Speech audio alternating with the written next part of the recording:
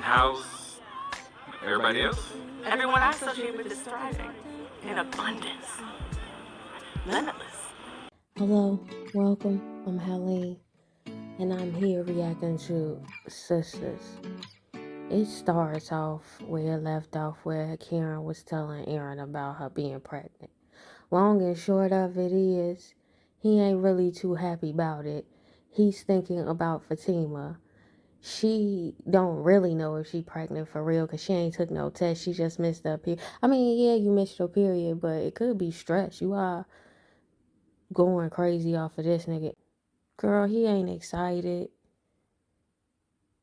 It sucks. You didn't even have to have a conversation. She has a conversation with him about if she would have a baby, she would have wanted to be with him. And he goes, really? Like, you didn't act like it. He goes down to the store to get a test to make sure she knocked up. Hold on, let's take a moment of silence for the show Bigger on BET Plus.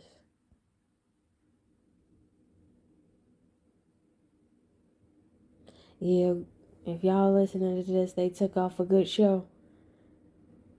They took off Bigger. Bigger was a decent show. It had some good laughs in it. It was imaginative. I like those type of shows. It felt like somebody, I can't, cared about the story. But no, they take off Lovecraft Country, then they take off Bigger. Then it's looking like it's going to be R.I.P. to our kind of people. Let's return to Sistas. That scene ends with Pam goes to the back to check on Karen and states the obvious. Now the next scene opens up with Maurice waiting on the police with Q. That scene was mainly Q telling Maurice that he was a good person before he did all these bad things. And deep down inside, Maurice know he a good person.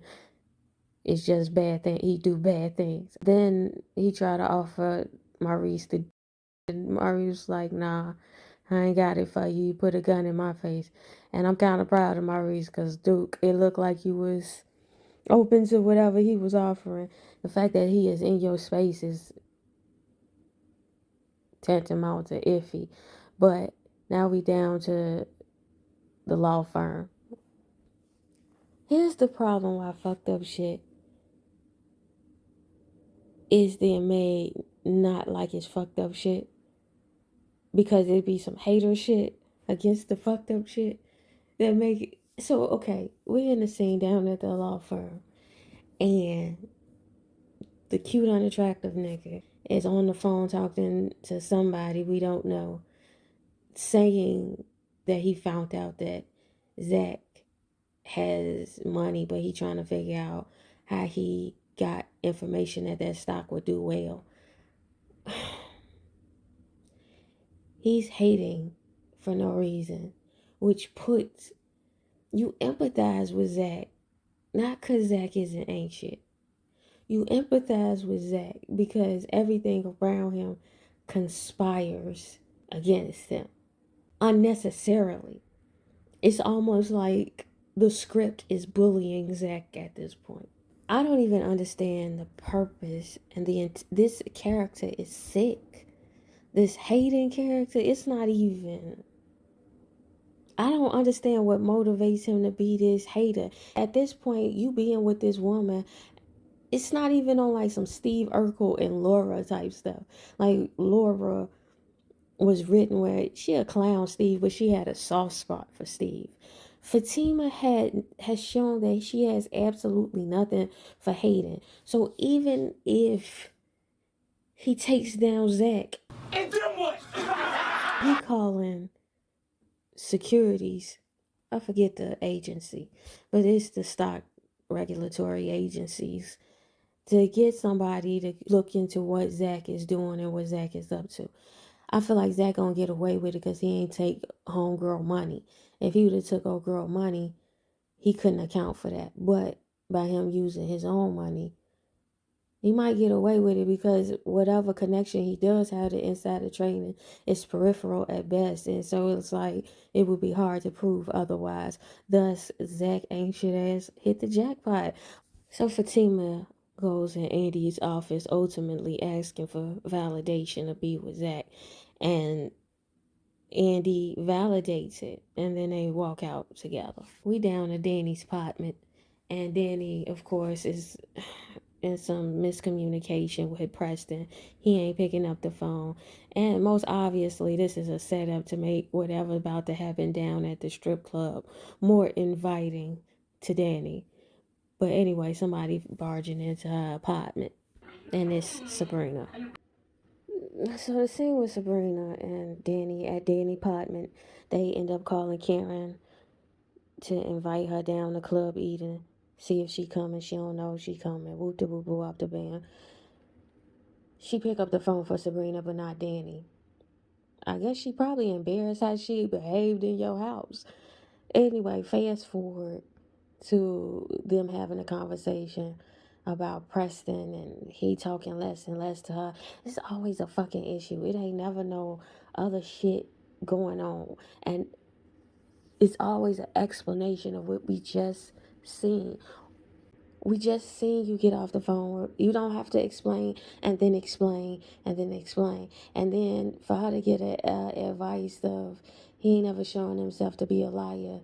I mean, cool. It was decent advice. Trust him until you can't trust him. Plus, he really ain't shown no other signs. It's like making up shit just to be worried about. You smoke too much weed to be worried about these things. Like, this is petty things that you, anyway. So then Danny tells Sabrina to call Calvin. I guess she's fostering their relationship or championing their relationship now that he done checked her down to the airport. Thing. Who does Sabrina wardrobe for real, for real? Everybody that halfway looked cute on this show, an episode or two, even Danny right now. But no ma'am, Sabrina. Never. She always come up the shortest. So we down to Andy apartment with Gary still in it. They look like they want to laugh during their lines.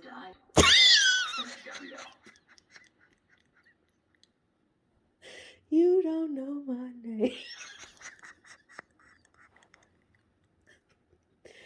Poor Andy, everything is a setup. I would think life is a prank at this point. Girl, you didn't even ask her name, he said. Anyway, so apparently Gary know about the threesome between the London guy and the girl, rando girl. And apparently he gotta be in on it or set it up. Ever since we met Andy, everything seemed like a setup. Her being with him is a setup. Her having his wife as a client is a setup. So apparently Gary is fucking the B word who was in the threesome with the London dude down to the hotel. I'm confused for real. So for some reason, Andy, who doesn't know the name of the girl she smashed, knew enough about the girl to go down to her social media to see selfie with Gary in the picture.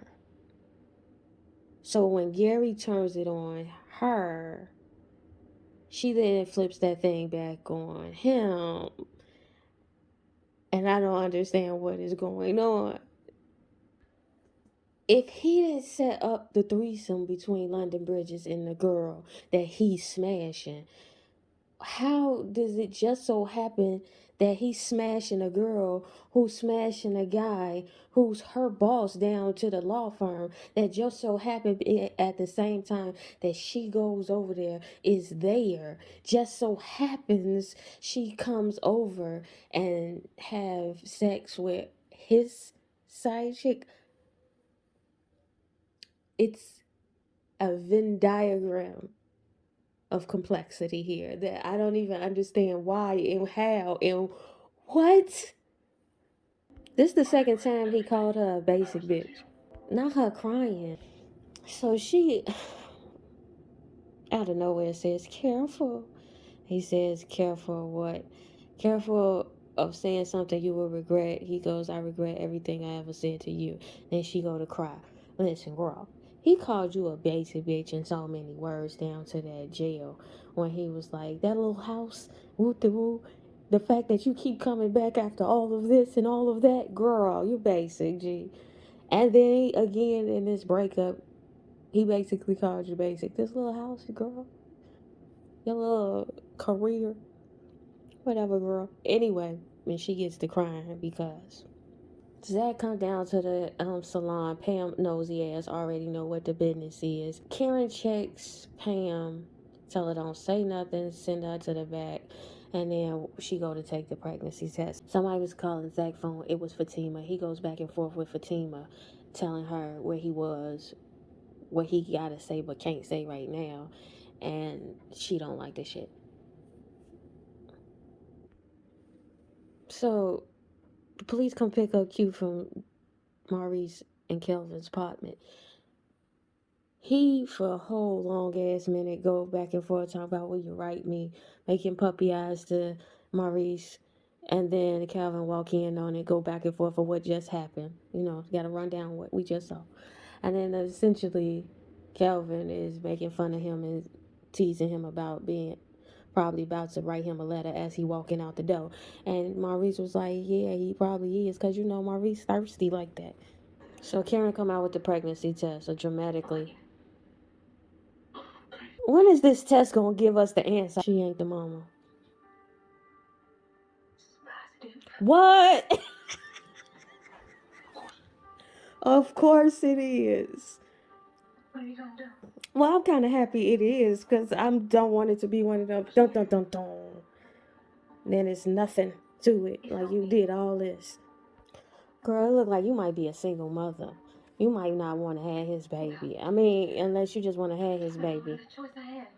What's that mean? What do you mean? Why is it not fair? Hold on, no.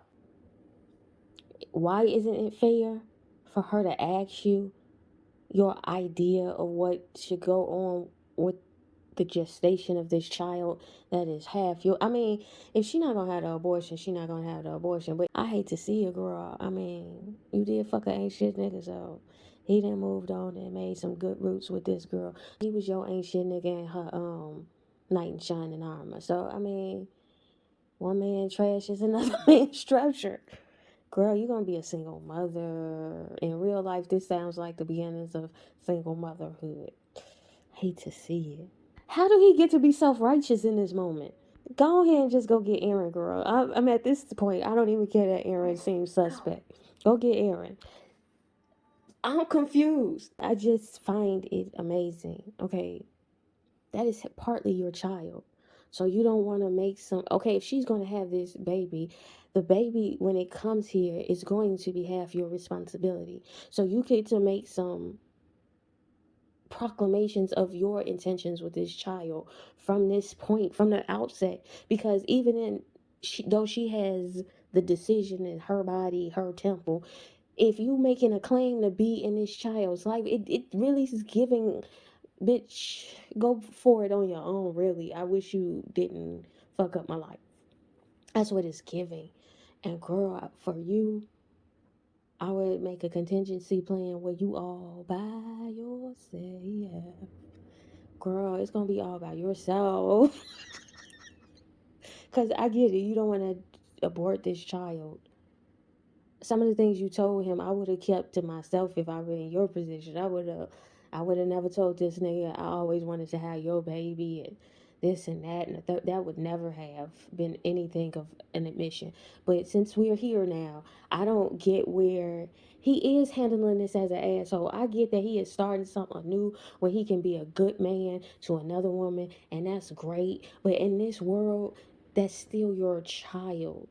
And as the child incubates with that human being, to put her in a position where she's incubating your specimen from a position of dismissal, girl, Karen, you got to love you. Look in the mirror and get in tune with your motherfucking star player and tell her, listen, he might not be there. So I don't know, girl. Girl, she pregnant. I kind of am interested in seeing that storyline, but we know that Fatima and Zach finna be together for the long haul because they getting their own spinoff, thus making this series more predictable by knowing that this spinoff is finna happen. I'll get back to it. She didn't do it by herself for all the posturing and all. Yeah, she has been annoying for the past 50 episodes chasing down this nigga, hunt down this nigga. But now that we get to this position where we know the reason why, I gotta give grace to a. I don't know. I guess there's no sanctity to being pregnant. So like, if a woman gets pregnant, it's like, girl, what you finna do? How you want me to show up for my baby? That was his legit question. Tell me how you want me to show up for this kid. He sound like Flo Rida. Like, girl, I don't even want that evil child. What are we doing here? Like, that's what it's giving. And for him to say, her to go like, I didn't make this baby by myself, and then him to say, yeah, all right. Like, nigga, what witchcraft did she put on you? And maybe she might have set you up, even though I don't, why? Because you was broke at the time in her mind. So I don't know. I will say it's interesting, but it's irritating because it's the context of things to be at the age that they are supposed to be portraying. And for her to get pregnant at this age, which is 35 last time we checked, 3 seasons ago. So whatever age she is, and the conversation is premised on love me, say you love me, say it's over, say instead of listen, homie. We fucked around with the fuck around and got.